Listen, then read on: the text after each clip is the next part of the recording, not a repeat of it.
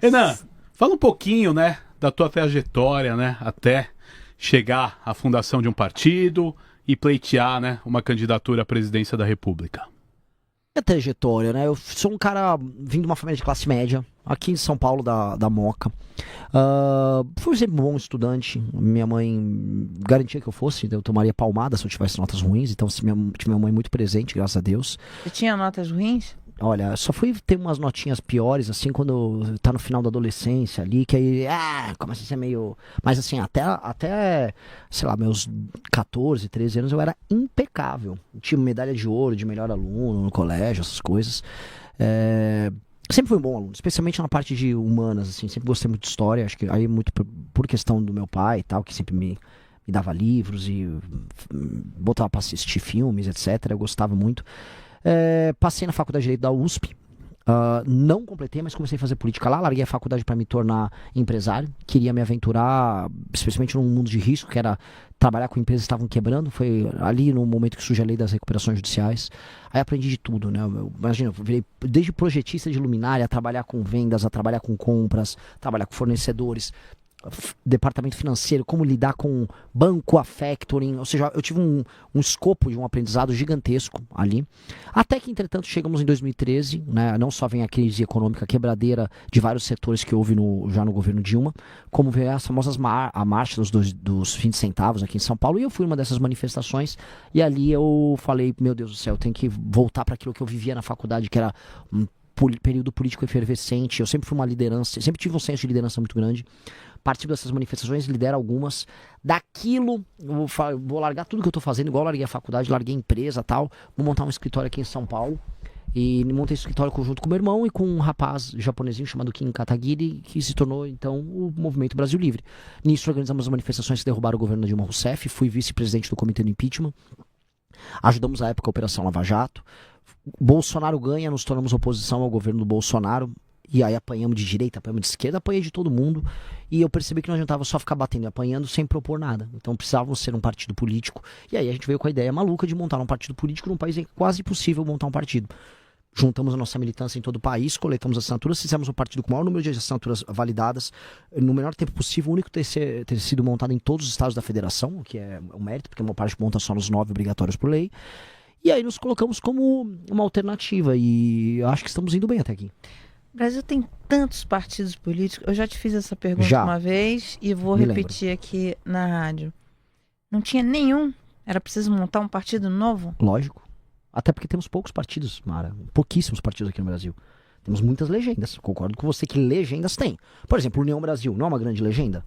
Tem Márcio Canella, tem um monte de coisa no União Brasil. No União Brasil, você pode ser qualquer coisa. Você pode ser petista no União Brasil. Você pode ser o que você quiser.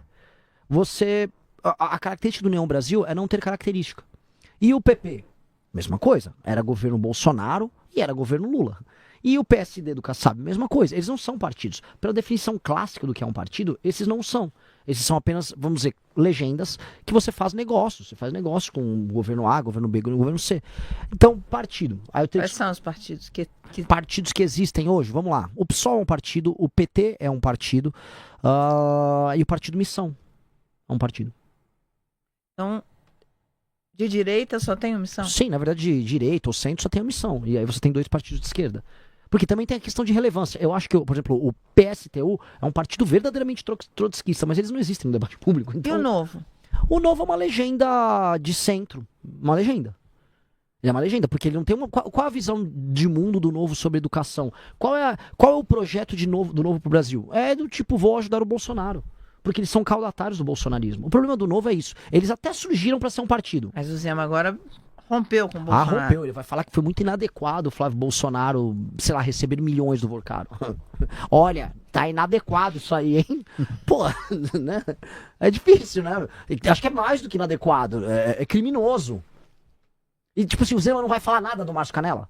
O Zema não vai falar nada que assim, que o TH Joias, que é do Comando Vermelho, e o Bacelar, que foi apontado pela Polícia Federal como operador político do Comando Vermelho no Rio de Janeiro, que eles eram os aliados do Flávio.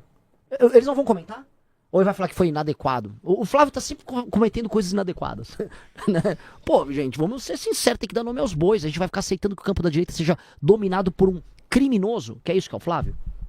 O seu principal adversário hoje no seu caminho nessa campanha presidencial é o Flávio? É conquistar os eleitores do Flávio? Sou eu mesmo, Mara. Sou eu mesmo.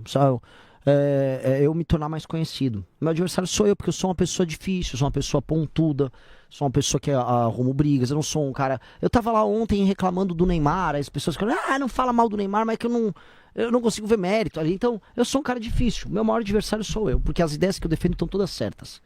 Todas certas. Eu consigo... O nosso projeto, por exemplo, é o melhor projeto possível.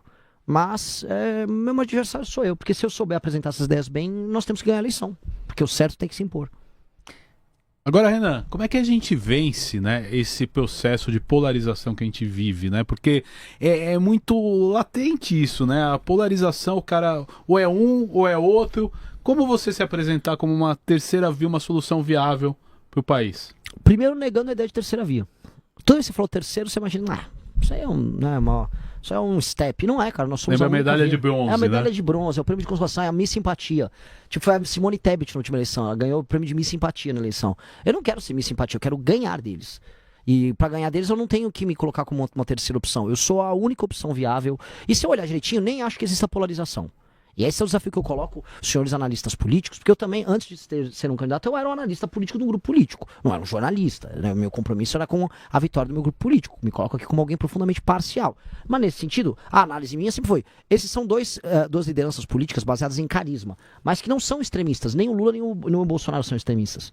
E por não serem extremistas, eles ficam amalgamados no centro, participando do debate público dentro de uma clave de carisma. Então, a carisma e identidade. O Lula tem um carisma e identidade que a classe D e os lugares mais humildes do Brasil sentem aquilo, e aí ele tem uma aliança com o topo da pirâmide social, porque as elites gostam da perspectiva de esquerda.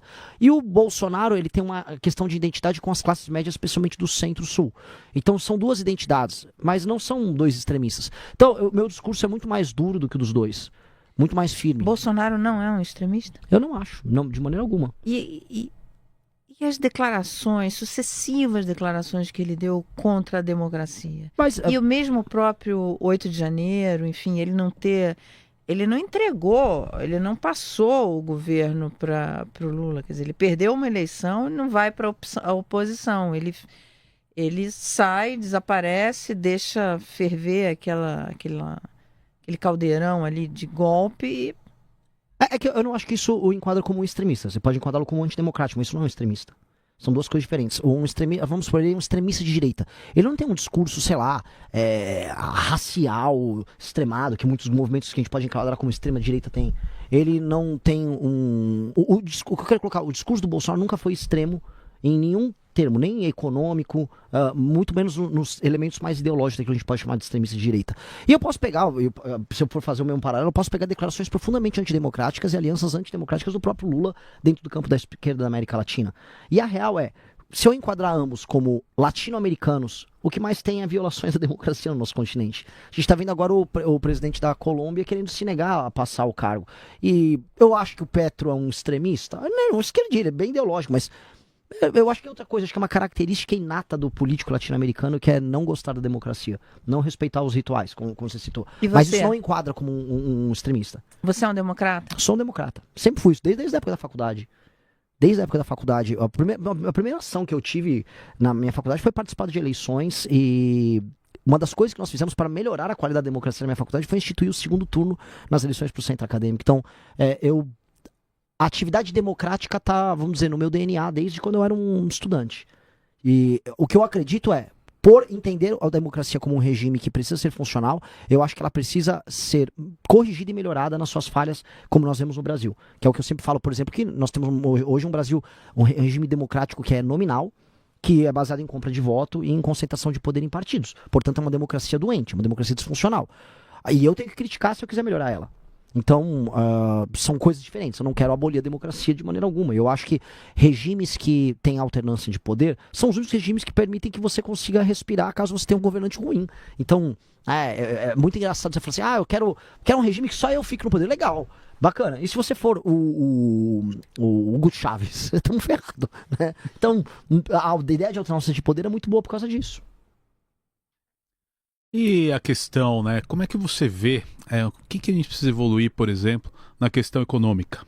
Ah, muita coisa. Eu acho que o Brasil tá quebrado. A gente tem que entender assim, o Brasil tem uma rota de colisão e a curva de juros futuro, com as expectativas internacionais e nacionais sobre isso, já estão nessa linha. Por quê?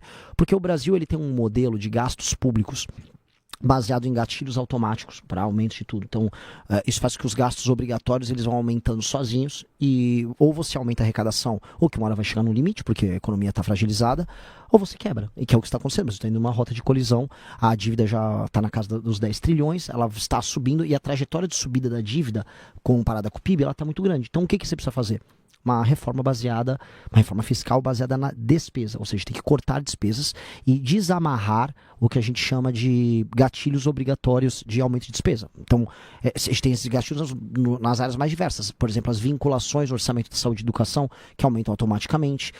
Você tem os gatilhos de aumento, por exemplo, para BPC e aposentadoria baseado no aumento do salário mínimo, que até faz a pessoa falar, pô, mas o aposentado, ele ganha mais no Brasil do que outros lugares do mundo. Não, não ganha. Porque o Brasil é o único lugar que aumentou o salário mínimo e você aumenta a aposentadoria. A gente inventou isso aqui.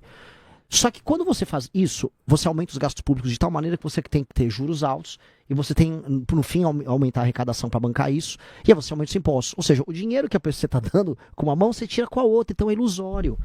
Então o aposentado está sendo enganado. Se você gostou do vídeo, não se esqueça de deixar o like e se inscrever no canal. Obrigado e até o próximo vídeo.